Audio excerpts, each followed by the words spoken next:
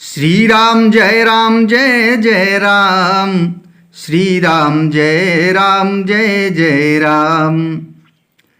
समन अमित उत्पात सब, भरत चरित जप जाग।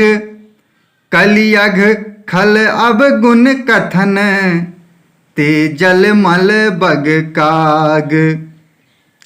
संपूर्ण अनगणित उत्पातों को शांत करने वाला भरत जी का चरित्र नदी तट पर किया जाने वाला जप यज्ञ है।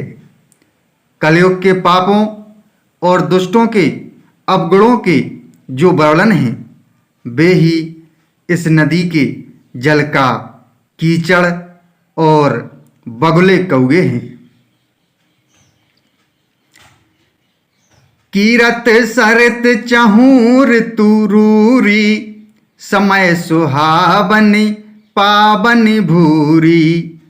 हिम हिम शैल सुता शिव ब्याहु, शिशिर सुखद प्रभु जन्म उछाहु। यह कीर्ति रूपड़ी नदी छहों ऋतुओं में सुंदर है। सभी समय यह परम सुहावनी और अत्यंत पवित्र है। इसमें शिव पार्वती का विवाह हेमंत ऋतु है। श्री रामचंद्र जी के जन्म का उत्सव सुखदायी शिशिर ऋतु है। बरनब राम विवाह समाजु, सो मुद मंगल मय ऋतु राजू।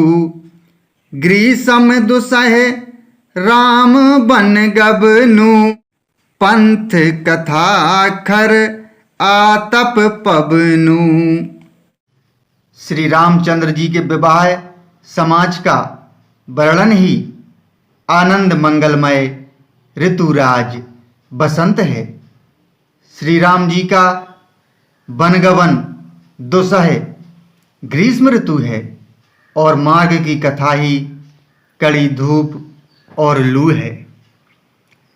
बरसा घोर निशाचर रारी, सुर कुल साली सुमंगलकारी।